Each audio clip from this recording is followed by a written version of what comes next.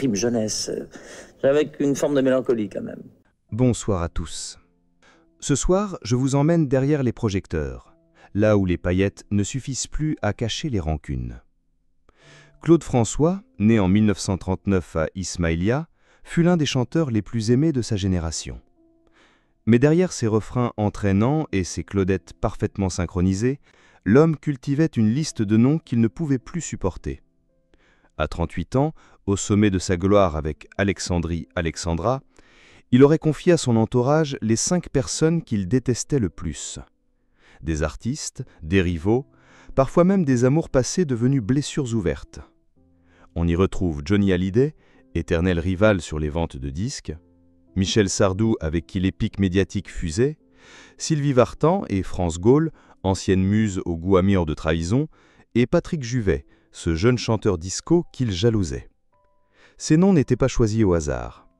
Chacun raconte une bataille d'ego, une guerre d'influence, une passion destructrice. À travers cette confession, on entrevoit un Claude François obsédé par la perfection, prêt à tout pour rester en haut de l'affiche, même à se forger des ennemis.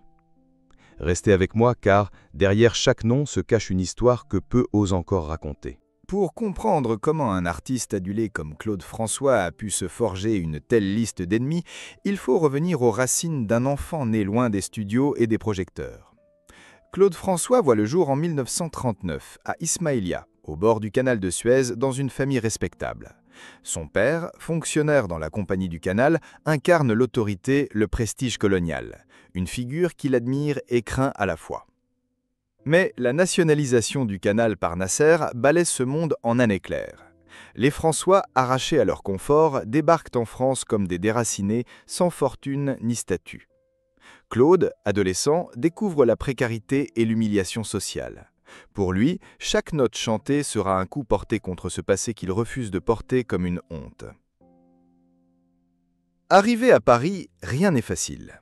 Il tente sa chance dans les cabarets, les bals populaires, tapant sur des tambours, remplaçant des batteurs absents, mendiant des cachets dérisoires. Puis vient l'éclair de génie, reprendre la pop anglo-saxonne et la réinventer pour la jeunesse française.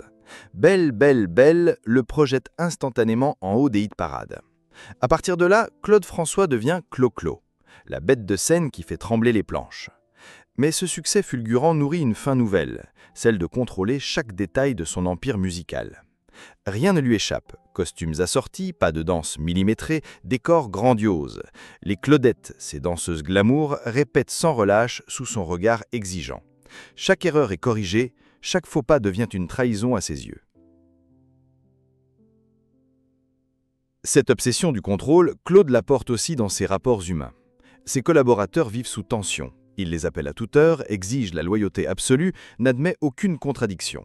Certains le respectent, d'autres le fuient, mais tous redoutent ses colères. Dans sa vie privée, Clo-Clo devient jaloux, parfois maladivement possessif.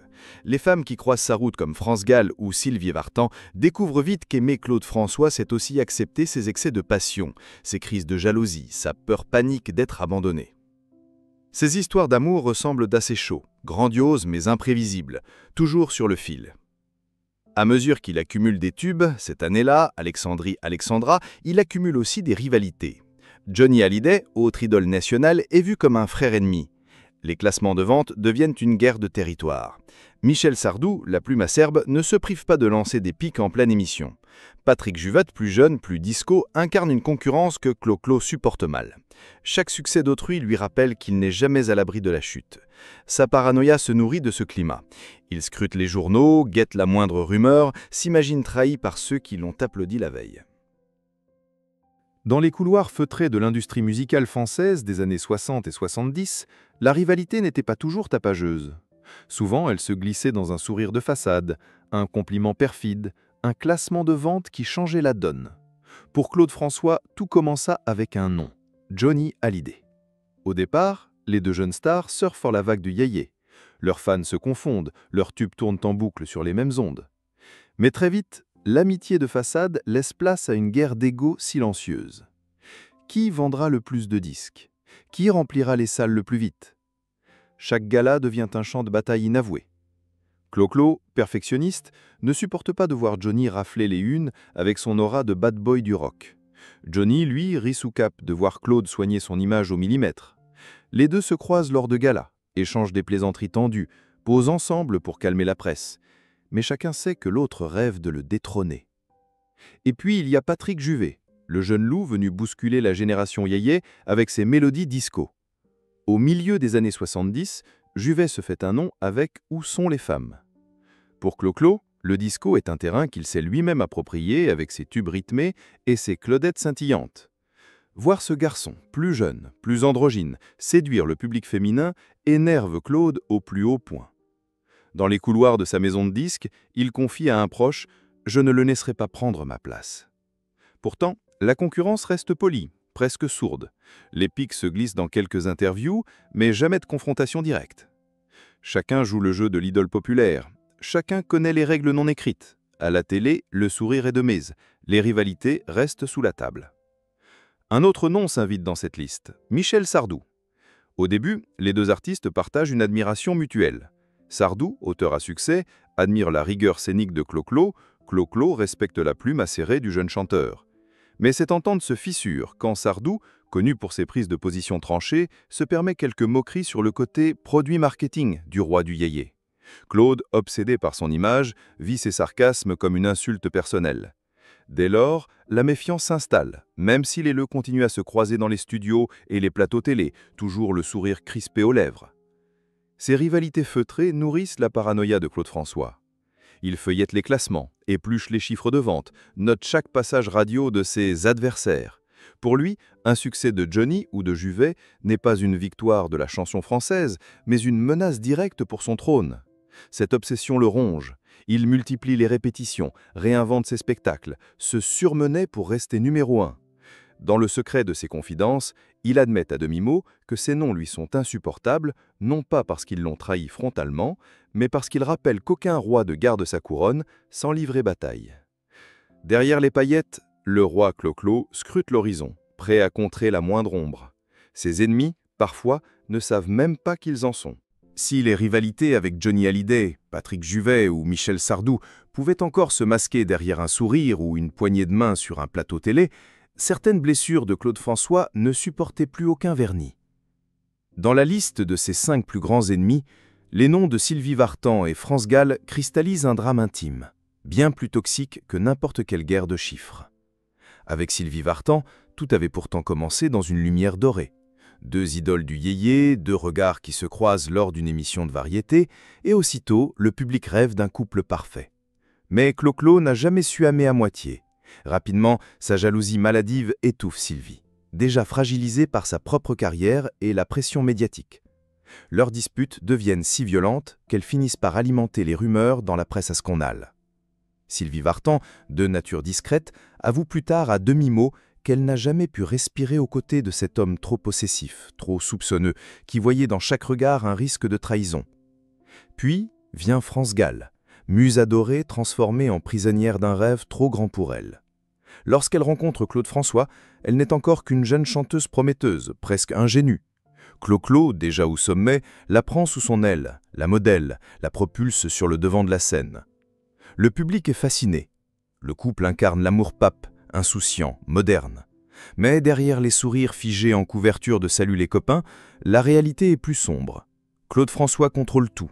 Les chansons, les contrats, les interviews et la vie privée de France Gall.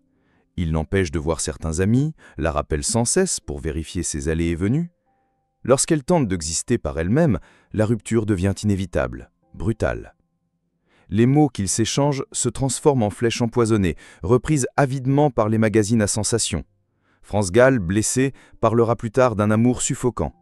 Pour Clo-Clo, cette séparation est vécue comme une trahison, une blessure d'orgueil qu'il n'oubliera jamais. À ses yeux, France rejoint la liste de ceux qui l'ont abandonné. Et puis, il y a Michel Sardou, qui passe de la rivalité feutrée au duel ouvert. Les pics que Sardou glisse dans ses interviews finissent par éclater au grand jour.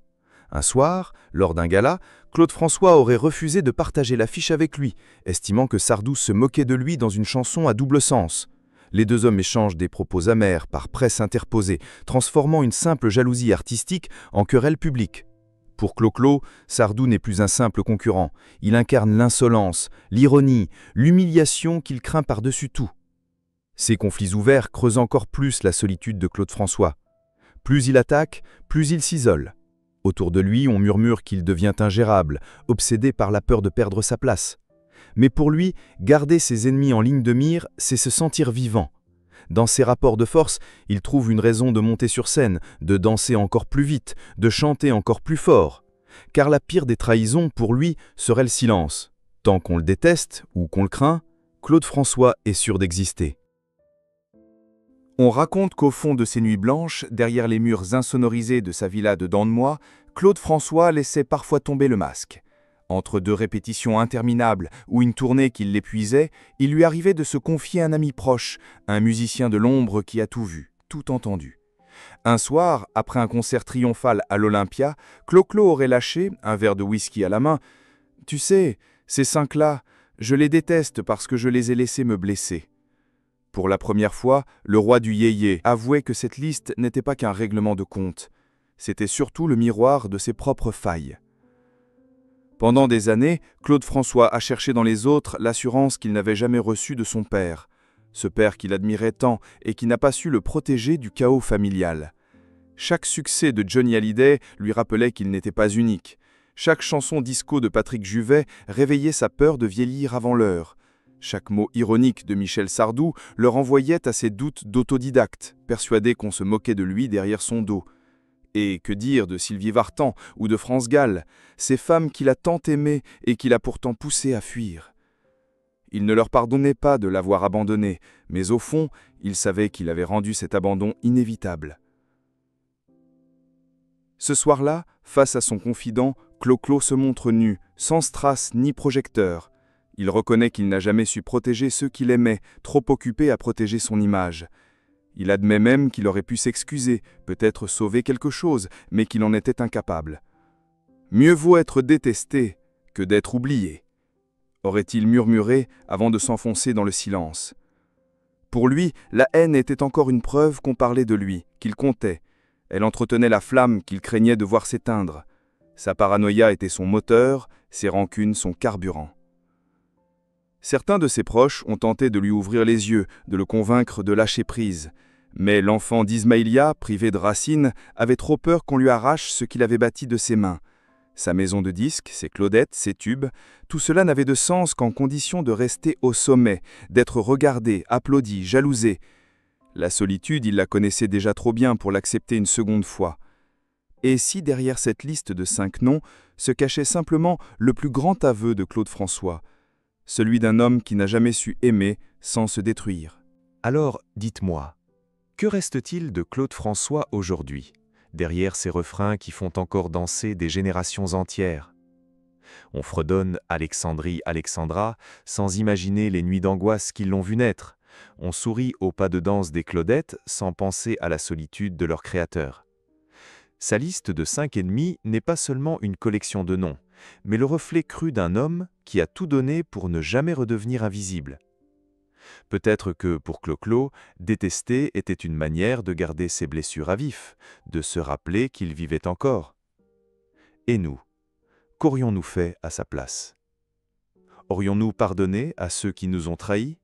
Aurions-nous accepté de perdre un peu de lumière pour sauver nos amours, nos amitiés? La gloire vaut-elle vraiment la peine d'être payée par la haine et l'isolement? Aujourd'hui, il ne nous reste que ces chansons et cette question lancinante. Derrière chaque star flamboyante, combien de blessures se cachent, prêtes à exploser? Pensez-y la prochaine fois que vous entendrez sa voix s'élever dans la nuit.